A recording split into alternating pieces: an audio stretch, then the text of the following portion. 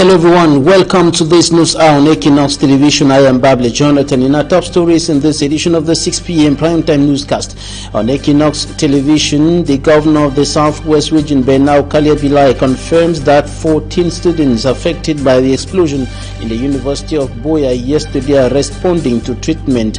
The governor has called on the people of the Southwest region to stand up against insecurity, and he said they cannot sit and see their children being targeted by non-state armed group fighters. And we'll also be talking about a tense atmosphere in the northwest and southwest regions of the country and the efforts of the military to step up security and, of course, improve on the relationship between the military and the population in its discharge or in the discharge of its duties in the protection of the people and the territorial integrity of Cameroon.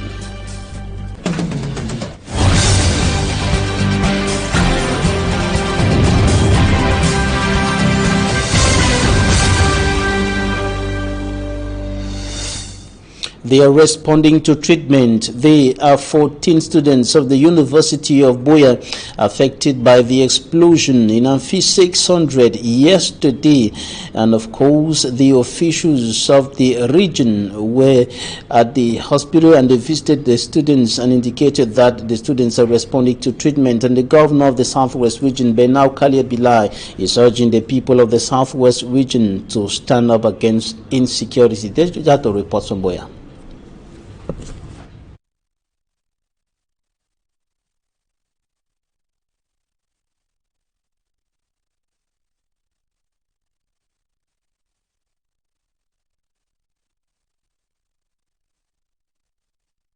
As far as the explosion that occurred yesterday in Amphi 600 of the University of Boya is concerned, the explosion left 14 students injured, and according to information streaming into a newsroom from official sources in the Southwest region, the students are responding to treatment. In the meantime, the governor, Benau Kaliabilai, is urging the population to stand up against insecurity. Derijato. The improvised explosive was detonated here. 24 hours later, security experts are at the crime scene to examine and analyze the type of material that was used and the damages caused. Here, they also took time to check the possible escape track the suspect used. And Southwest Governor Bernardo Kaliabilai is also at Amphitheater 600 to see what really happened. Here, the Vice Chancellor of the University of Boya, Professor Horace Ngomomanga, briefed the Southwest Governor on the incident and the security measures the University of Boya has taken to puncture any move from whosoever aim at destabilizing this institution, adding that even after the incident, classes still continue on the campus of University of Boya that same day. The next day, the University of Boya was waxing stronger with lectures going on normally. Earlier, Governor Bernardo Kaliabilai started his day with some key stakeholders of the Southwest region at the conference hall of his office, where he stressed that the population of the Southwest region cannot sit and see their children being targeted to be killed, and that every life should be valued. Thus, the population of the region should not be discriminating in denouncing any crime. But today, there is an attempt to kill massively students with a bomb, an explosive. I don't see your reaction. This is the morning. The thing happened yesterday afternoon. Where is the reaction? You are in the social media. Tell me the protest. Is that normal? And today it was announced that the number of the affected students have risen from 11 to 14. Following the situation on the ground, Southwest Governor Bernard Kaliabilai descended to the Boya Regional Hospital, where the injured students are receiving treatment. Here, Dr. Mukake Martins, director of the Boya Regional Hospital, told the Southwest Governor that the students are responding positively to treatment. And earlier today, a vehicle of the debt collection company Isakan was set ablaze in Musaka, or rather Liongo village, on the way to Musaka in Muya Boya, southwest region of the Republic of Cameroon. The vehicle was set ablaze, and the images you see now is the vehicle of Mugamo Interurban Transport Agency, and the bus caught fire after it went down a slope at high speed, overworking its brakes, and that led to a fire incident. It went into flames, and the flames caught the high tension cable, and the firefighting brigade came to the scene later to quench the flames and to bring the situation under control. And of course, only properties of passengers have been burnt, and all the passengers are safe and sound.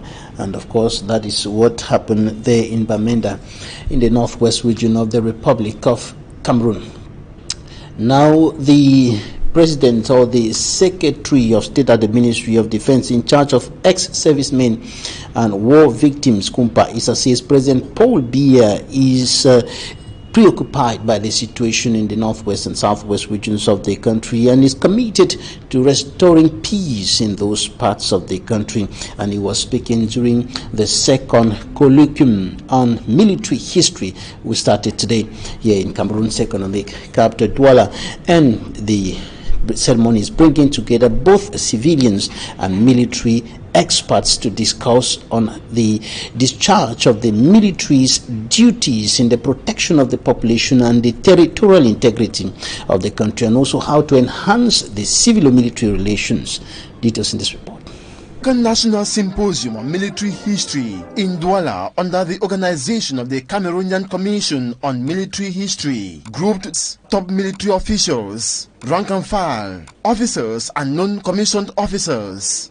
It falls within the celebration of the Cameroonian Army's 60th anniversary on November 11 every year. This date marks the anniversary of our army in memory of the signing of Ordinance number 59/57 of 11th November 1959 to establish the Cameroon Army and the General Organization of the Defense.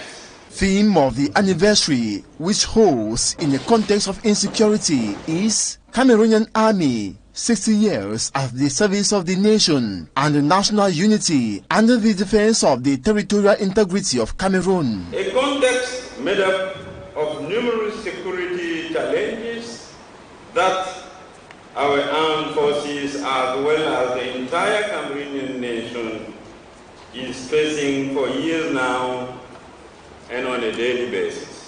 According to a researcher present at the colloquium, civilian participation in such a military event is necessary, especially those in conflict areas. Their contribution is duly important for the military to work, all the civilian. It's not more possible for army to work alone. They have to count on population because they are working for us, but they are working with us.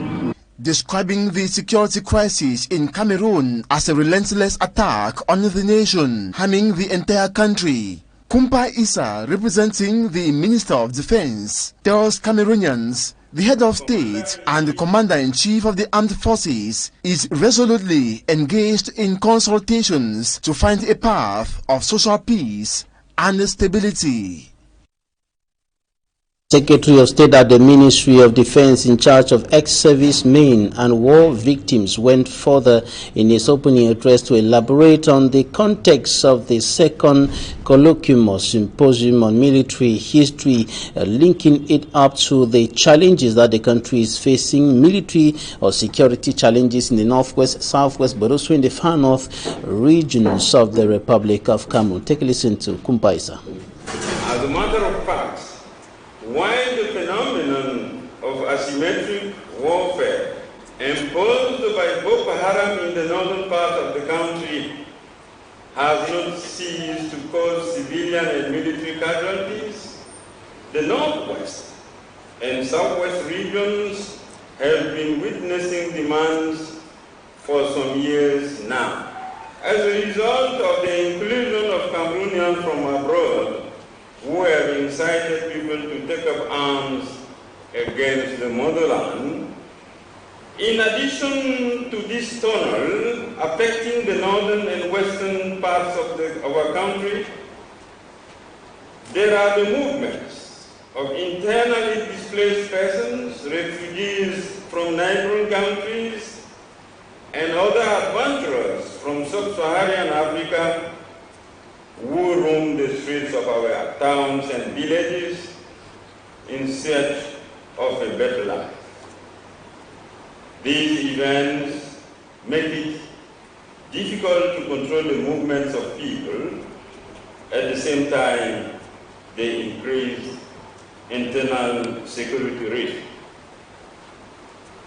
The current international environment marked by the COVID-19 pandemic, power rivalries, economic and financial tensions, and degradation of energy resources exposes our country, Cameroon, to numerous pressures which are reflected in both acts and loaded speeches from outside. It is not worth to recall that our country presents assets for an interesting mining future in the geostrategic sphere of the Gulf of Guinea. The November session of the lower and upper houses of the Republic of Cameroon opened today, and the security situation in the country and other problems, notably the coronavirus pandemic and other issues of national interest, were on the table today, notably in the speeches of the presidents of the lower house of assembly and the Senate president, Marcel Nyat Njifenji. Details in this report compiled by Fomi Sanda. The information filtered out of the opening speech of House Speaker Right Honorable Kavayege Jibril at the start of the third ordinary session for the 2021 legislative year at the Ngwaikele Glass House in the nation's political capital city, Yaoundé. Without clearly stating the position of this important topic on his scale of preference, Kavayege Jibril rather charged all internally displaced traditional rulers from the northwest and southwest regions of Cameroon to go back to their respective villages. He challenged them not to forget that they have a binding duty to work with government authorities for a return to normalcy in their localities. He says they must go back to their respective localities and be present in order to restore the authority of the state in those areas. Highlighting other priorities, the House Speaker said the November session of Parliament, as tradition demands, will scrutinize and pass the state budget for the next financial year. He says the priorities of the 2022 state budget will be to consolidate the country's economic growth by cushioning the adverse effects of the COVID-19 pandemic as oriented by the President. Elaborating on the 2021 Total Energy Africa Cup of Nations, the House Speaker Honorable Kavayege Jibril exhorted the various commissions and organizing committees to manage the affairs of the tournament with probity in order to make the competition sweet and not bitter. At the upper house of Parliament, the Senate President Marcel Nyat Njifenji insisted on the need for the 2022 state budget in Cameroon to be equitably distributed for the well-being of Cameroonians. He condemned the disturbing rise in hate speech and xenophobia among Cameroonians. Security forces have arrested a student who allegedly stabbed his friend to death in Bafoussam West region of the Republic of Cameroon. Samuel reports saying stabbed his friend Trésor because he attempted separating his classmates who were fighting. Details with Manjik and Gabriel. It was another ugly day as a student by name Bona Tresor was stabbed by his friend of the Martin Luther King College in Bafoussam, West region of Cameroon. As I went towards the gate, I saw two of my friends fighting, so I decided to separate them before some other people watching as the fight asked me why I had to separate them. As I was running, just when I turned behind, I saw my friend raising a knife to stab me. As I tried to dodge away, the knife took me on my back.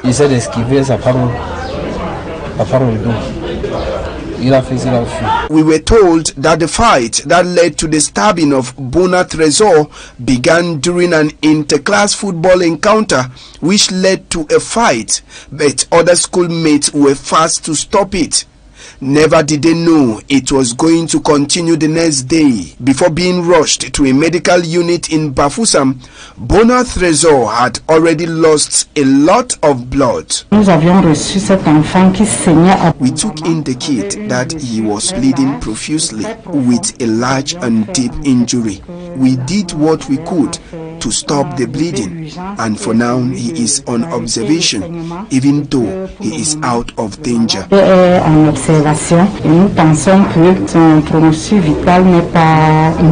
The boy accused of stabbing his friend Bona Tresor, Foka Samuel, a final year student of the Martin Luther King College, was later caught by commercial motorcycle riders in the town of Bafoussam and handed to security forces.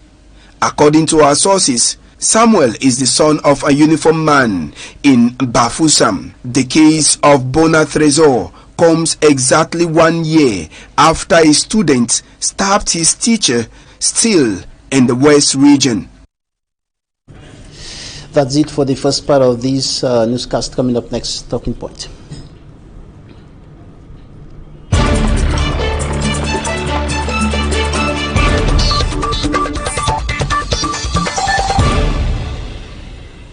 Thank you for staying with us in Talking Points. Today we are receiving an entrepreneur, a business coach, CEO of Success Team International, Director with Greenleaf Success, a success queen coming to us all the way from the Federal Republic of Nigeria. Sherry Grace, welcome. Thank you. Good evening.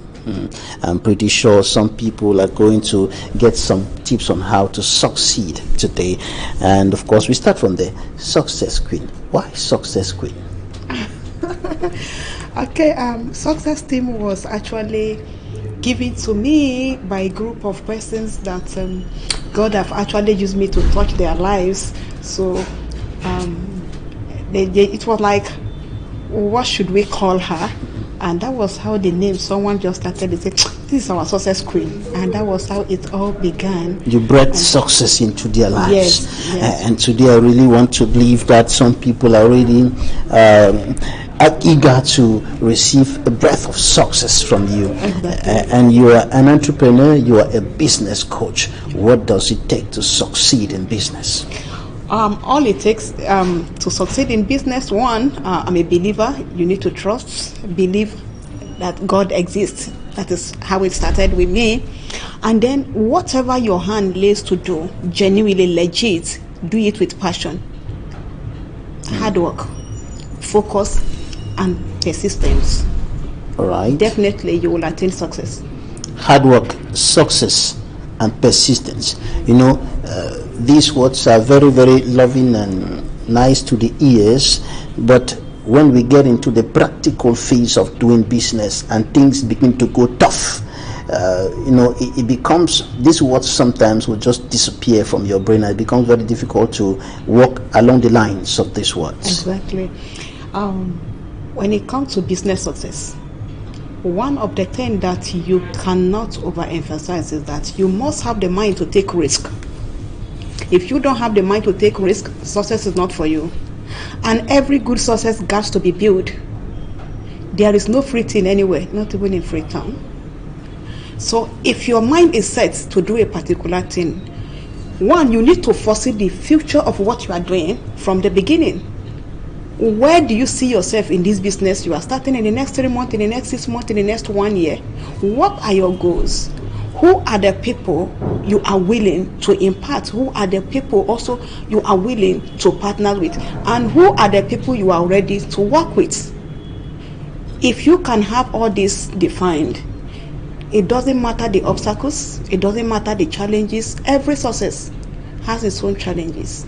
But you must make up your mind that you won't take no for an answer. You must be determined. So long as you believe that what you are doing, there is success in it ahead of you, you can't just stop. Right. Now you have been raising, I want to say, generation of great businessmen and women, successful businessmen and women, and today you're in Cameroon, I believe, for that same objective, and you are in Cameroon for a business summit. What does Cameroon and Cameroonians stand to benefit from this? Okay, the business we are here to do this week, which is starting tomorrow, is going to impact the life of a lot of Cameroonians. But you must have a heart that is open. You must also learn to move with change. Accept changes, because it will come. So there are things that, don't insist I must do things the way I have always done it. If not, you always get the same result. So tomorrow we are going to be showing to Cameroonians a global mind blowing opportunity. We call it, it's a global business. This is a business we have in Nigeria, in South Africa, in Ghana, in Zambia, in Botswana, in Zimbabwe, across Africa. And the business is not just only in Africa, it's in Asia, it's in Europe. But this is a life-changing opportunity for as many who are willing, who have been desirous to have a business, most especially that can actually take them both in and outside the country or to so many other countries. That is the business we are launching. We are talking about a company that is into production of goods and services for over 22 years, and we have over 4,700 different ranges of products. In other words, who can benefit from what you're saying now? What is required for Cameroonians? Is it for everybody from top to bottom? Every adult, because once you're an adult, you own your future today and tomorrow, responsibility of your success. So once you're an adult and you are 18 years and above, then it is your responsibility to make sure you live a good life and you leave a legacy for the young ones coming after you. So everybody is actually invited for this mega business summit that is taking place tomorrow in Douala. It's just like they say sometimes, it doesn't matter how good an opportunity is, you can't force anyone. But as many who will make themselves available tomorrow to see this opportunity, they are going to thank God for listening to this very hour, this very station at this moment, to come in contact with this interview, where they can have access to be part of this business summit that is taking place tomorrow at Somertel Hotel, Billy, at 1 p.m. here tomorrow. Right. So what is required for the Cameroonians who are listening to you now and who want to join this business line, who want to become great businessmen, who want to make money, as they put it? Exactly. What does it take for all them it requires is the right become? mindset. The venue, you are going to access it for free. In short, we have free raffle draws. We have a lot of free things to actually also give to some of our partners tomorrow. This is the first time we are actually launching out the business here in Cameroon. It's been on since 2018 in Nigeria, and this business has actually impacted a lot of people's life, and it has impacted mine too as well. You know, there's this general mindset, or this idea that to start a business, you must have capital, you must have money. For people to benefit from what you're saying now, do they need a certain amount of money to start with, or they can just come and then they get the knowledge first and they start from there? If you have money, you can come. You are welcome to start immediately, because the pioneer partners have a lot of advantage. And if you don't have money but you have the mindset, you can come and as well learn, then you can start later. The most important thing is for you to be there tomorrow, because sometimes the opportunity that changes people's life come like a joke. come like, are you sure this is for real? But that is where the destiny lies to be changed. So everyone is invited. If you know you are behind your bills, as in you there are things you desire to do, but you've not been able to do them for lack of financial stability, this is an opportunity for you. The business required capital, but I can say this without apology, that everyone can actually be part of this business. You see a lot of people, you have a cell phone of over 100,000 CFA, 200,000 CFAs. You pay a house rent more than 1,000 CFA, 200,000 CFA, 300,000 CFA in a year, and you don't have a business you can call your own. It's an abuse of living. Is not correct. A change of mindset. You need a change of mindset so that you don't keep spending money. You keep putting money in other people's hands and nothing is coming to you. The way to go, most especially for Africans, is for you to have your business that you can call your own. If you don't have your business running, government will try their best. They will not be able to do everything for you. So you need to take certain responsibility. Even if you have a paid job, you get paid at the end of the month, but you spend money on a daily basis. This call for, as you need to rethink. How can I be spending money every day and I wait to make money in 30 days? You need to start thinking of making money. Have something that can help you to be able to live that dream life, help your children to. Today, most especially, for example, in Nigeria. Unfortunately, we have exhausted our time. We will certainly have another opportunity to get into greater details. We know you're coming from the business hub of Africa, and you're certainly a business hub yourself. And we give you thanks so much for coming, Sherry Grace. You're an entrepreneur, business coach, CEO of Success Team International, director with Greenleaf, your success queen. Yes, tomorrow is 1 p.m. at Somerset Hotel. That is where the business is going to be taking place. We have a lot of good news for you. We have a lot of gifts. We'll have a lot of raffle draw, and everything is free. Only the business requires capital, but it's not something that you cannot afford, because this is an international business, most especially for those who look forward to have a business of importation and so on and so forth. We have over 4,500 different ranges of products, including daily consumables, including electronics, including cosmetics. So any area at all you chooses to be part of this company, you are welcome, and let's meet tomorrow at Somerset Hotel, Valley at 1 p.m. Thanks so much, Sherry Grace, for coming. That's it for today. Coming up live from Cameroon's political capital, Yaoundé, La Presse, a dispute, and after that, Equinoxe. Stay with us.